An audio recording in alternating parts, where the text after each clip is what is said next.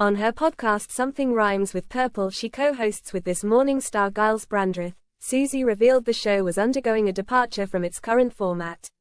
The Countdown host shared her sadness at saying goodbye to the podcast in 4 episodes' time.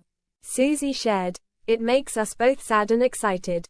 There will be new things to come, but we will keep the wonderful Purple People community posted about where we are going next and what we are going to do. It's not the end, but in this form, it is," she finished. On the podcast, the hosts invite their listeners to enhance their vocabulary, uncover the hidden origins of language and share their love of words. Speaking on the podcast that has been running for 5 years, Giles and Susie previously shared what is underappreciated about the show. Giles told London Theatre Direct, "It's genuinely improvised. Susie really does know all this amazing stuff about words and language. It's all there in her incredible head." Susie added, "I'm not sure about underappreciated, but the marvel of every show for me is how bottomless Guileless reservoir of anecdotes is. There seems to be no one he hasn't met and no theatre whose boards he hasn't trodden. His really has been a remarkable life." I'd also like to give a nod to Kathy Clugston's marvelous Purple shipping forecast that kicks off the show. Susie may be momentarily stepping back from the podcast but is keeping busy with new projects. She recently announced her upcoming debut book, Guilty by Definition, which is set to be released soon.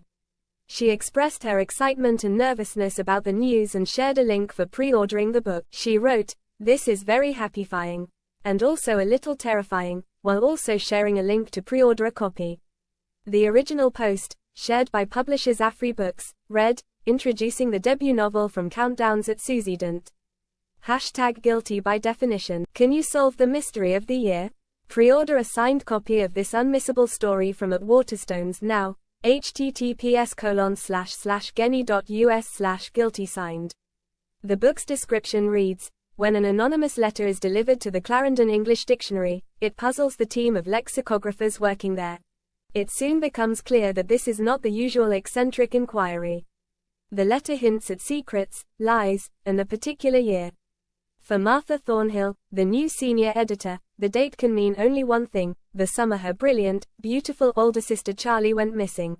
After a decade spent living abroad, Martha has returned to her father, her home, and the city whose institutions have defined her family. But the ghosts she had thought to be at rest seem to have been waiting for her to return.